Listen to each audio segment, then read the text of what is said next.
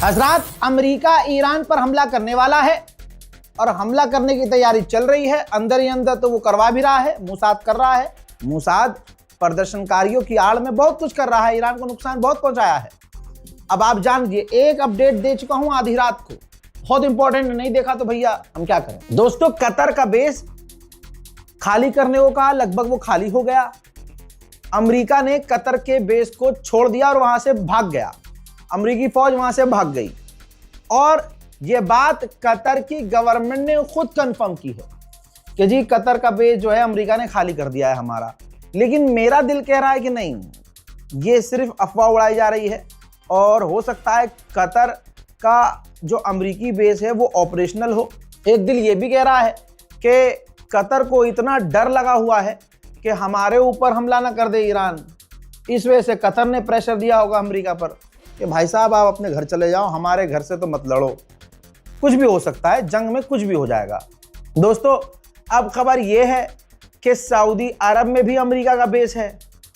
तो अमेरिका ने सऊदी अरब में रहने वाले अमेरिकी लोगों से कहा है कि भैया अलर्ट रहना, सावधानी बरतना, खुले में मत घूमना, मिलिट्री बेस के आसपास मत रहना।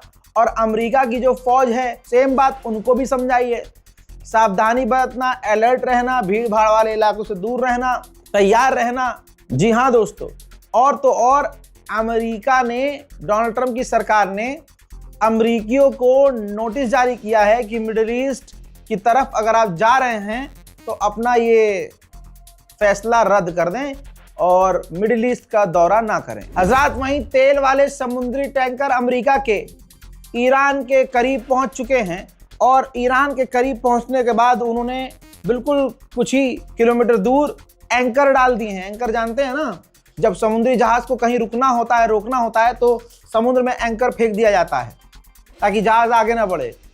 और उसके बाद दोस्तों खबर ये आ रही है कि ईरान के पास अमेरिका के बहुत सारे टैंकर पहुंच चुके हैं, ईरान को घेर लिया गया है। अल्लाह अकबर। Deputy prime minister of Luxembourg ने कहा है कि ईरान की IRGC को टेरर लिस्ट में डाल देना चाहिए। हजरात, ये जितना ईरान के खिलाफ जो बोल रहे हैं ना, आप देखिएगा, आज इस वीडियो को सेव कर लीजिएगा, तमाम देशों का, तमाम इन नेताओं का नंबर लगेगा और अमेरिका इन पर भी ये तो ग्रीनलैंड पर कब्जा कर रहा है ना ट्रंप, आज भी खूब बहसंभासी हुई है ग्रीनलैंड के मामले पे।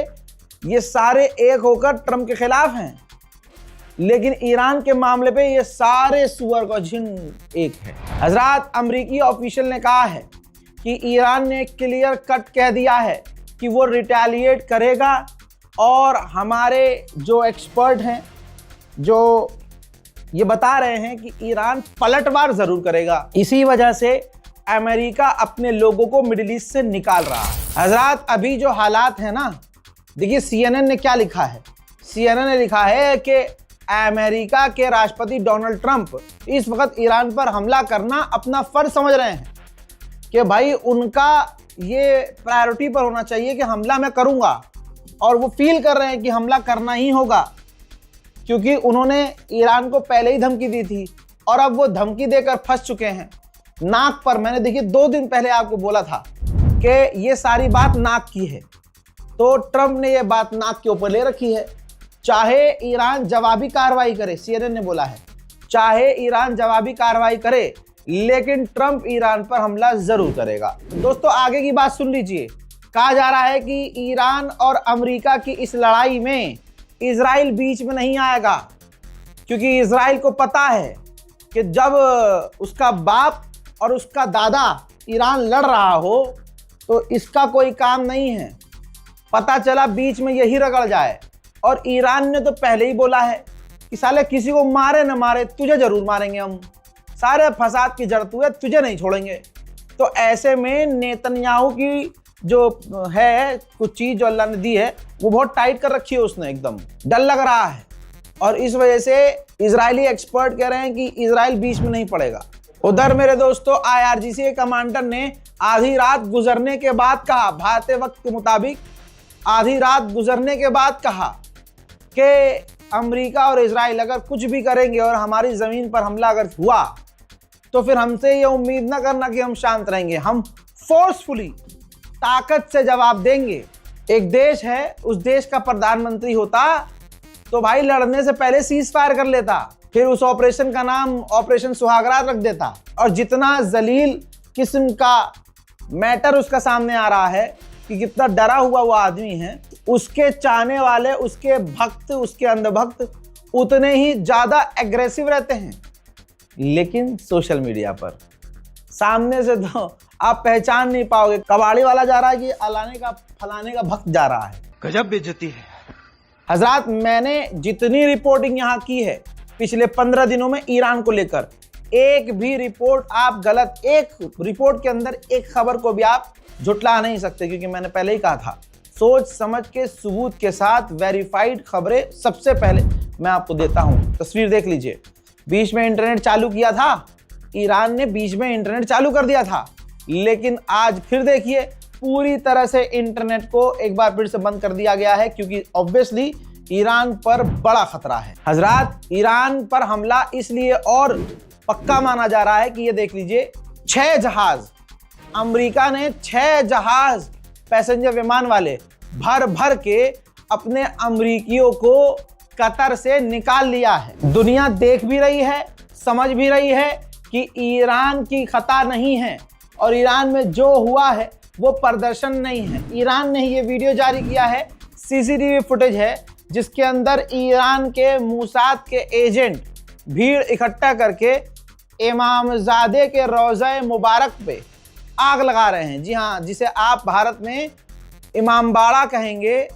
जी हाँ, इमामबाड़ा, उस इमामबाड़े को, जो इमामबाड़ा ईरान में है भाई, इस भीड़ के द्वारा जो मूसाद और CIA के द्वारा रन की जा रही है ईरान में, ईरान ने तस्वीर जारी की है जिसमें आप देखिए किस तरह से भीड़ ने, ये अल्लाह वाली भीड़ है जो अल्लाह के घर को जला रही है और इमामजादों के रोज़ों को जला रही है। उधर स्पेन में भी तस्वीर देखिए, स्पेन में भी ईरान का झंडा हटाकर एम्बेसी से रजा शाह पहली वाला, तो ईरान का जो पुराना झंडा है वो लगाया गया है।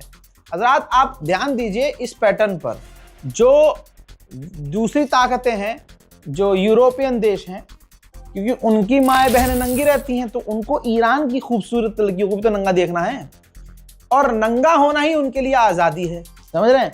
तो अब जो जितने भी यूरोप के देश हैं, जहां जहां ईरान के एम्बेसीज हैं, आप देखिए सिक्योरिटी वहां पर इतनी ढीली है कि कोई भी वहां जा रहा है, ईरान का झंडा हटा रहा है, पुराना झंडा लगा रहा है। पूरी दुनिया एक तरफ, अकेला ईरान एक तरफ। ईरानियन ह्यूमन राइट ने कहा है कि अब तक 3400 से ज्यादा प्रदर्शनकारी मारे गए हैं और 10,000 से ज्यादा प्रदर्शनकारी इस वक्त जेल में हैं। अब क्योंकि ईरान के गद्दारों ने ईरान का बेड़ा गर्क कर दिया, और जब हमले की आशंका हुई तो उनमें से कुछ सीधे साधे मासूम भी हैं ईरान के, और दंगाई भी हैं कुछ, तो भाई ये बड़े शरीफ बनकर तुर्की का बॉर्डर क्रॉस करके तुर्की चले गए हैं।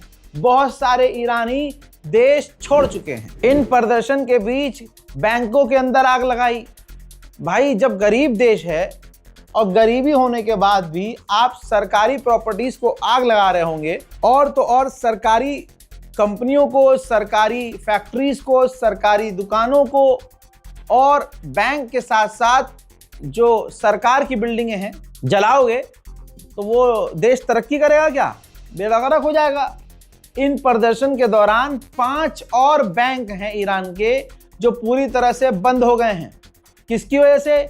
इन्हीं प्रदर्शनकारियों की वजह से। महंगाई तो है ही, महंगाई है, लेकिन इन्होंने बैंकों को भी आग लगाई है। दोस्तों, आप सोचिए, इजराइल और अमेरिका हमला करके भी इतना नुकसान नहीं कर पाते जितना नुकसान इन प्रदर्शनकारियों ने ईरान को पहुंचाया है। चंद मंजर लगा रहा हूं, कुछ तस्वीरें हैं। ईरान के अंदर जो ऑफिशियल्स, जो सिक्योरिटी फोर्सेस के जवान मारे गए, उनका ये जनाजा है। आप सोचिए भाई, आम लोगों को कत्ल कर दिया गया, और ईरान ने आम लोगों को कत्ल नहीं किया है। ईरान ने किसी को नहीं मारा है। मामला यह है कि भीड़, प्रदर्शनकारियों की भीड़ में, जो खुद रिपोर्ट सामने आई है, प्रदर्शनकारियों की भीड़ में इजराइल और मूसाद के द्वारा लीड किए जाने वाले ईरानी गद्दार मौजूद थे। जिन्होंने गर्दन रेती है भीड़ का फायदा उठाकर। भाई आप किसी मार्केट में जाते हैं, पॉकेट कट जाता है ना, बहुत सारे भाई बहुत चीजें होती हैं, तो भीड़ का एक तो रात, ऊपर से अंधेरा, और भीड़ के अंदर मोसाद के एजेंट्स ने भीड़ का फायदा उठाकर प्रदर्शनकारी ही बनकर नौजवानों के लोगों के गले रेत दिए हैं। हॉलीवुड की फिल्मों में हम देखते हैं कि कैसे भीड़ में हीरो आकर किसी को कत्ल कर देता है। MI6 और बहुत सारी ऐसी मूवी हैं, ऐसा दिखाया गया है। तो ईरान में ऐसे लोगों को कत्ल किया गया, और जो लोग ईरानी मरे हैं उनके सर में तिरछी गोलियां पाई गई हैं, यानी ऊपर स्नाइपर मौजूद थे, उन्होंने ईरानियों को गोली मारी है। तो आप तस्वीर आप देख रहे हैं, IRGC के जो लोग हैं, ईरान की पुलिस है, भाई भारी मात्रा में उनकी मौत हुई है, जिनके नमाज जनाजा में आखिरी रसूमात में पूरा ईरान शामिल हुआ है। वो तमाम मंजर तो आप देख ही चुके हैं तस्वीरों में।